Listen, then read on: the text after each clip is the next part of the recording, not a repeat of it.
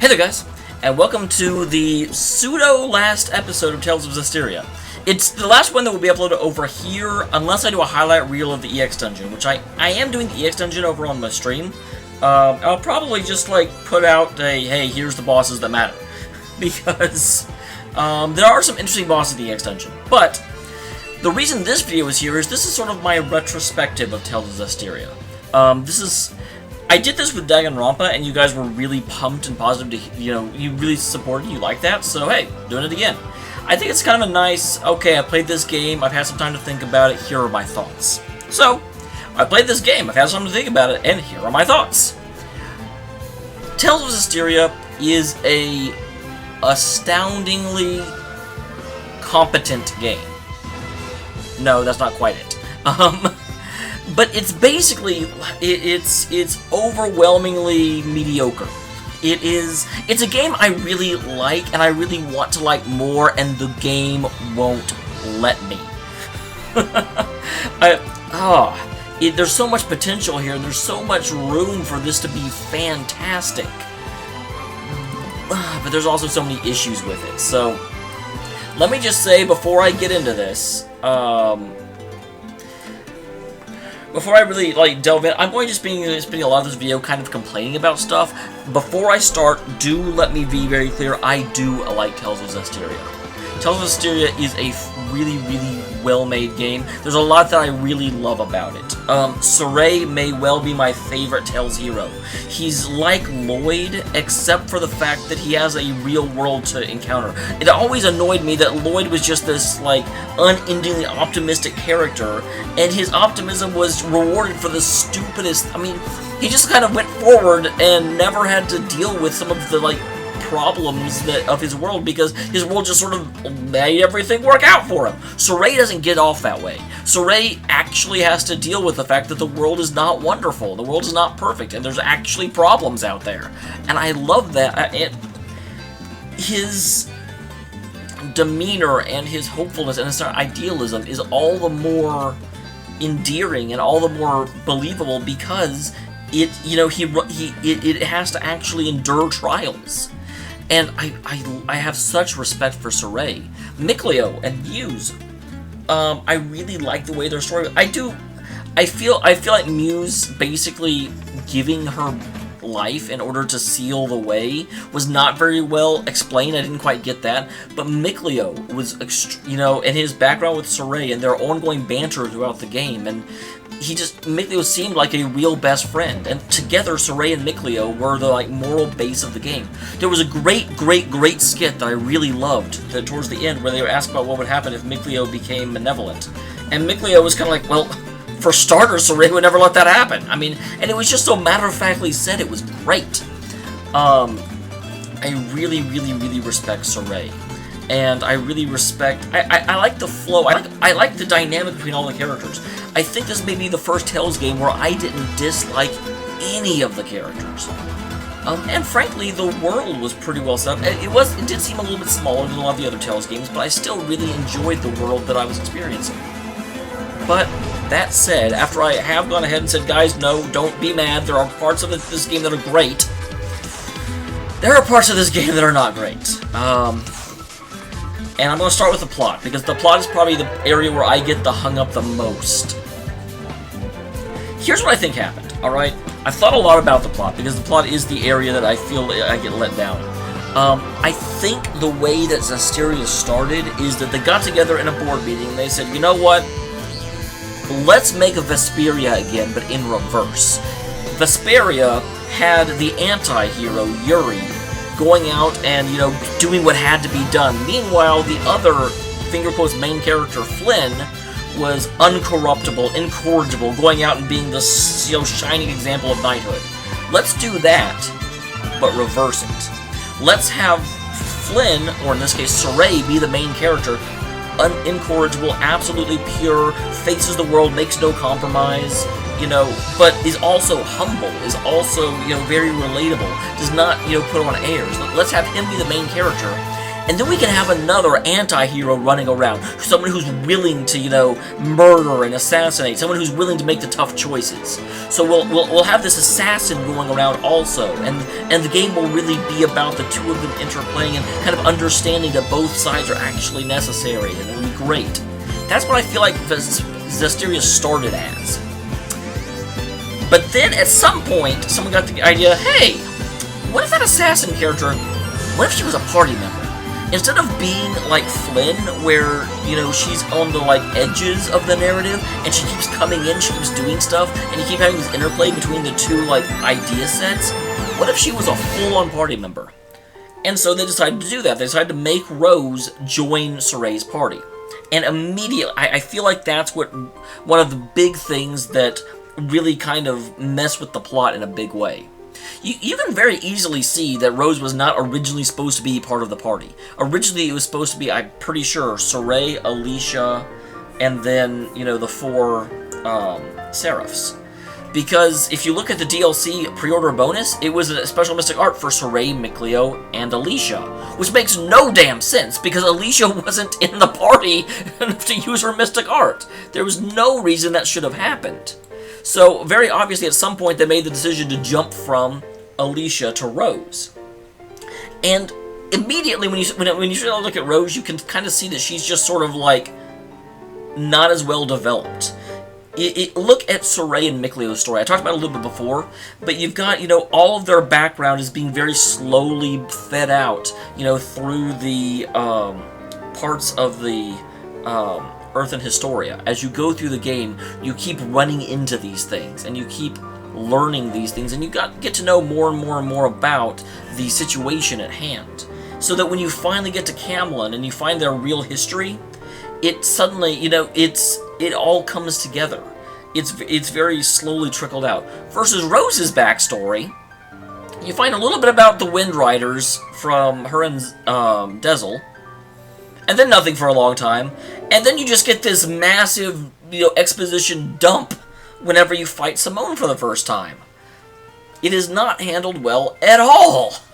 And that's, again, it's just, I feel like they had this idea for a story, and then they suddenly made massive changes to it at the last second. And I think that's a lot of the reason why Zestiria doesn't work as well, because it was designed one way, and then they suddenly changed it, and you could just feel it not holding together as well under the burden of a change. Because you have the unspoken conflict that never comes up is the fact that Soray is completely against killing. Rose is an assassin. Rose totally kills for Soray. You've got Rose, you know, condemning other people for you know, oh my gosh, I can't believe they killed somebody. You're a freaking assassin! And it's not impossible, but no one ever, this never comes up with anyone else. No one is ever calling her out on that. It's really weird. It's like everyone just goes out of their way to talk about how amazing Rose is, and no one's ever like, dude, what the? Why is it okay that Rose kills people? You know, but she does, and then no one ever comments on it. It's weird. So that's the first problem I have with Zestiria's plot. I think it could have been a really good plot had it started that way, but I think towards the end of production, they just suddenly switched Alicia for Rose, and so Rose always just kind of felt clunky. And also, there are a number of other, you know, plot holes. I feel like they changed other things. The way Malevolence work is really weird in this game, because, you know, you've got, when you fought with Simone, she had a Hellion there that was able to attack people and directly inject them with malevolence. No other Hellion in the game can do that. In fact, at the end of the game, there's a very big point about how Heldolf is desperately trying to find a way to corrupt Soray. He's the Lord of Malevolence, but apparently he can't directly inject you with it. Only Simone's thing can. And it's just, what? Why? Why is that the only one that can do that? You know, what's going on with Fortin? You know, why is it that you have one of the head of the church grew up in a town that is not on any map anymore? What? How do towns get lost that quickly? It really feels like, and again, we can also get back to the whole fact that Michael was the shepherd 18 years ago, and nobody's ever heard of a shepherd. Oh my gosh, is there really a shepherd? I can't believe this. There was one freaking 18 years years ago! Why is everyone acting like this is something that never happens? It makes sense when you think the Last Emperor was over 200 years ago, but 18? And speaking of which, Camlin, why does nobody remember Camlin existed? There's a lot of the things that it feels like they abruptly shifted the timeline on. I have almost headcanoned the fact that part of Gramps' domain is he had to spend longer training Sorey and Mikleo, and so he slowed down time for them. Mikleo is basically immortal, so he doesn't have to spend time for Mikleo, but Sorey actually was growing up for like 200 years. I know that's not the case, because they directly say that Michael was there 18 years ago, but if I just correct that, so much more of the game makes sense. Although even then, not really, because that doesn't explain why Cardinal Fortin's hometown got abandoned. She wasn't in a time warp. So, I don't really know, but But moving on from plot. Kind of, not really. Now we're going to talk about character-based plot. I already talked about how much I like Sorey and Mikleo's story, and how well they were handled. So on the other end, let's talk about how poorly Zavid and Edna's characterization was handled. And I shouldn't say characterization, I really like Edna's characterization. She's probably the funniest person in this one. I really have a lot of respect for Edna, but I feel like they really dropped the ball with Aizen. Because you meet Edna, her brother's a dragon, you leave in order to try and figure out how to cure her brother. You don't ever actually try and figure out how to cure her brother, and then at the end of the game, Sorey decides to kill him. And I get it. It's because you can't actually take the malevolence away from a dragon. I understand the reasons for that decision from Sorey, but it did feel really off-putting because we never get any real indication that he even tried. We went to a library. No skit about trying to find information on how to cure a dragon. We know, there's like one skit where we say, "Hey, Dezel," or "Hey, Zavid, how'd you make these bullets?" "I don't know. I'm not sure how to make them. I'm sure someone is." No follow-up on that. We never ask anyone. We don't talk to Gramps. We don't talk to, his Maven. Nothing. So it just feels very out of place that we never see any evidence that we're really trying to save Aizen. It's just eventually this thread hangs over the game for basically the entire game, and then right towards the end, Sorey's just sort of like, "I know what I have to do now," and you go kill him. It feels very, very not well done. And speaking of characterization, what's going on with the villains in this game? Heldoff was handled pretty well. I like Heldoff. I think he's a pretty good villain. Simone is an interesting villain, but there's way too much that is just still left unknown about her. And I don't need to know every single thing, but it's like, we know Simone respected Heldoff because Heldoff was the only one that, ever actually appreciated her. How did they meet? How did the Lord of Calamity run into a Seraph, exactly? And when they met, how did she not get corrupted? There's a scene where she's actually using her malevolence as a weapon, but yet she's not tainted by it in any way. She's just like Rose in that regard. She's able to just hang out with Heldoff and never get corrupted. And then Maltron and Lunar? There's no characterization there. Maltron got attacked by some Hellions a long time ago, turned into a Hellion. That's her backstory. Lunar is crazy and likes to eat people. He used to be part of the Scattered Bones, and then he wasn't. It's like, it's such a slapdash attempt. And actually, I think the reason that the characterization of the villains is so bad in comparison, because look at Abyss and look at Symphonia. You have really, really good villains in those. Very interesting designs, very interesting ideas. But with this one, except for Simone and Heldoff, all the villains are completely forgettable, and there's only 4 villains, actually. But again, if you get back to thinking of it as a reverse Vesperia, that makes sense. Who were the really good villains in Vesperia? Because Duke really wasn't a villain. Alexei certainly was. And then you also had, Gauche, Droit, and Jaeger. So you kind of had 4 memorable villains in Vesperia, and frankly, Gauche and Droid are barely even worth mentioning. They were interesting, but they didn't have a lot of characterization. So if you think of this as a reverse Vesperia, it suddenly makes sense the villains were so slapdash. So that again begs the question, why did it work for Vesperia and it doesn't work for Zestiria? And the reason is because Vesperia, the real conflict, was about trying to fix the world. The big problem with Vesperia was the fact that you had humanity had basically been siphoning power away from the world, and the world was on the brink of collapse. And the challenge was finding a way to right the world and stop humanity's blatant misuse of Blasia. That was the core conflict of Zestiria. It was a man versus environment story. And so you didn't really need that strong of villains because it was a situation you were fighting against more than actual people. And again, I feel like Zestiria was trying to set that up. What I feel like was supposed to happen with Zestiria, I said I was going to get away from plot, and I just keep talking about plot. Sorry guys, I get on tangents. I feel like what was supposed to happen with Zestiria is that as you went through the game, and as Rose kept having to, come in and kill off people that Sorey couldn't purify, it was going to become a moment where you realize human nature is the real problem. Realistically, the people who are Hellions are people who feel regret and remorse and guilt about the things they have done. Malevolence is the physical embodiment of, self-loathing. So to a certain extent, the people that Sorey is purifying are the people who he's basically offering redemption to, offering forgiveness to. The people he can't purify are the ones who don't feel guilt. And so, to that end, the actual biggest villains that you run into except for Helldolf, are the ones who, like Cardinal Fortin, who aren't actually even Hellions. Which is also weird, because Cardinal Fortin was a Medusa. I don't know, but they said she wasn't a Hellion after you beat her, and that's why Rose had to kill her. But, so you have to, change humanity's outlook. You have to, alter the way people perceive the world. And I think that was going to be the big conclusion. How do you alter the, mental state of man? And that may be why they went away from it, because they couldn't figure out a good way to end that story. But if that was the case, then I think Zestiria would have worked a lot better. It would have made more sense that the actual villains are not all that interesting, because they're not the point. The point is, in looking at the real issue is not people turning into Hellions. The real issue is the people that don't see anything wrong with the horrendous stuff they're doing. And that seemed to be where the story was going, but then it never got there.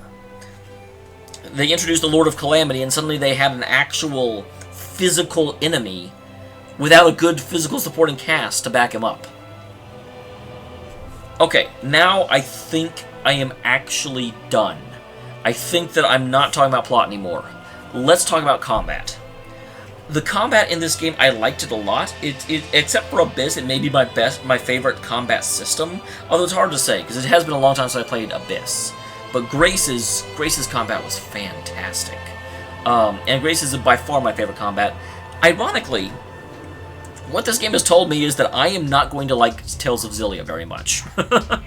And the reason I say that is because everything I like about this game came from Grace's, and everything that annoys me about the combat in this game seems to come from Xillia. Every single engagement was basically look at what type they are, look if they have any elemental weaknesses, and use that. Get them into power attack, stun lock, and just go to town on them, and that was every bloody fight. And here's the thing, if you didn't play Grace's, let me kind of tell you the difference between the two systems. In Zestiria, you could guard in order to get, the energy to attack again. But if you perfectly sidestepped attacks, you would gain battle gauges? It was BG. Blast gauges? I forget exactly what it stood for. But that would let you unleash stronger attacks and chain combos longer. Whereas in Grace's, dodging attacks gave you the potential to attack. It caused you to be able to attack again more easily. And I think to a certain extent this also happened in Zestiria, but not as pronounced. So what would end up happening is that you'd be going through this combo chain, and then you'd see the enemy start to attack you, so you would step to the side through his attack, gain more position, and be able to keep your combo going. Eventually you'd start to stagger him, but it wasn't immediate, and that was the big difference. Combat in Grace's was very, very reactionary. You really had to pay attention to what you were doing. Whereas I really feel like in Zestiria, it was very plan-based. You had to figure out what attack string you would do, because what attack string would be the most effective. And once you got that, you didn't have to worry about avoiding attacks, because they were stunned all the damn time. So that was the big problem with this system as opposed to Grace's. Grace's was a much better flow. It made combat be reactionary and interesting. I really love Armatization. Armatization was a great idea, The problem with it, and I don't know how to fix this, but Armatization combined your stats and made you a lot more durable. And because of that, the game kind of expected you to be using it. If you were not armatized, even just generic enemies could kill you so bloody fast, because the game expected you to be armatized. This, combined with the frankly horrific AI that this game employed, meant that continuously, I mean, you guys saw how many boss fights I would basically tell my guys to full defend, prioritize the not getting killed, because I'm like, guys, just, I will do this. I will kill this guy. You're stupid. And so, hello, police. There are so many of those that I had to fight through. So many times I was basically going in that cycle where it was like, guys, you know, I can't trust you to avoid these attacks and stay alive, so just stay out of my way. Versus the Grace's AI was really good, and it worked with me. Granted, still, you had to be the initiator for the most part. You couldn't sit back and let them beat it for you. But you really felt like you were fighting with a team, as opposed to fighting with, you know, dumb AI that get themselves killed over and over again.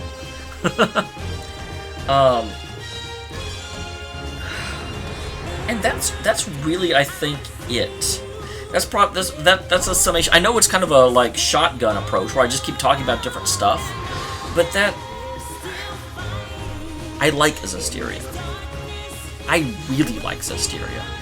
There's a lot of people that really, really hate Zestiria, and I think that's very unfair. I think Zestiria needs a second release. I think they need to fix their problems and release the game again. Kind of like how Vesperia got a second release on the PS3, where Flynn was an available character, and there was some named Patty. I've never played it, but I've heard about it. Because there's just a lot of stuff wrong with the game, but the game's core is solid. And I feel like I like Zestiria, but there was a chance I could have loved it. You know? It's like it's like listening to a symphony where the trumpet player is off-key. And so every couple of bars you just hear this blah, and it's distractingly unsatisfying. It's not a bad symphony. A lot of stuff is working together really well, and a lot of stuff continues to work really well as you continue to listen to it. But it's one of the things Extra Credits told me. Well, not me personally. I don't know them, but Extra Credits, they're a group of game designers, and they always said one of the things you should always do if you're interested in game design is play the bad games. Because nothing will make it more obvious what not to do than looking at a bad game. I'm not saying that Zestiria is a bad game. It's not. But the bad parts shine. And I know that's a weird thing to say, but it's like, you can very easily see what's not working. I think it was, you know, put together rushly enough that you can definitely see where the pieces don't quite fit together. So, at the end of the day, I have to say, I really feel like they had to get Zestiria released in time for the 15th anniversary of the Tales series, and they rushed through some things, and it shows. So, I know I've been really mean to it, I know I've been super nitpicky, and I'm sure some of you, hardcore Zestiria fans are just, kind of seething in your seats right now, and I'm sure I'm going to get a lot of messages, oh my god, I can't believe you didn't understand this, but, it's just,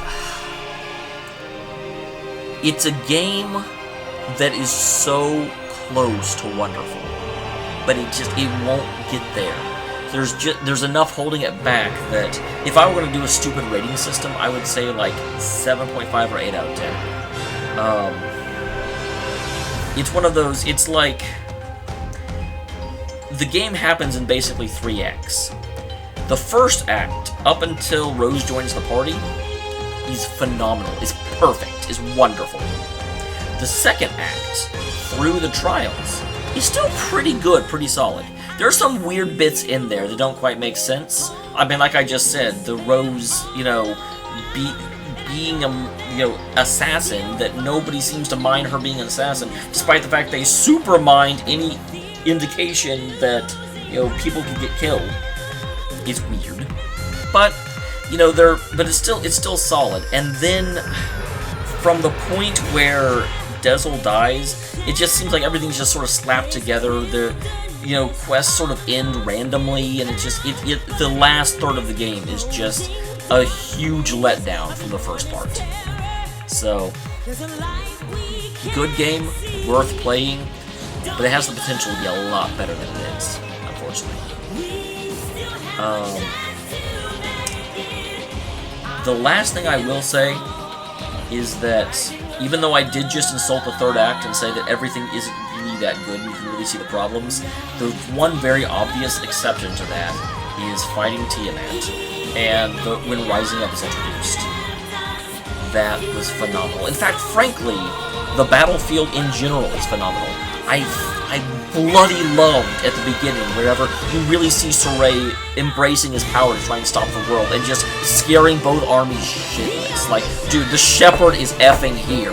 And you love to be in the game where they're like, dude, don't use your powers, you'll cause a panic. And Sorey's like, no, I'm stopping this. I don't care if I cause a panic. These people, you almost felt like, I'm gonna make a political thing here, but it almost reminded me slightly of whenever there was a debate and someone asked Bernie Sanders. It's like, well, you know, some people in Washington say that you're dangerous and that someone should be feared. And Sanders' response was, well, I am dangerous to Wall Street. They should be afraid. And it was just it kind of that almost felt like Sorey. It's like it's like you'll cause a panic, dude. These people are about to kill each other. I need to cause a panic. They should be afraid of what they're about to do.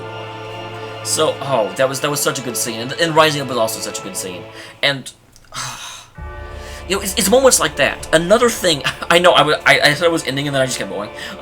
Another thing that was amazing about this game, they've really got, as much as I complained about the pacing of Rose's reveal, overall the pacing of the game was magnificent. Probably the best paced Tales game I've ever run across.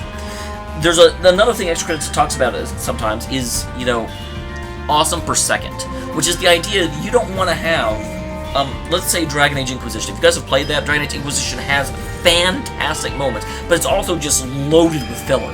And so the fantastic moments happen several hours apart, unless you're just like rushing through the game and only playing the plot. And that's a problem.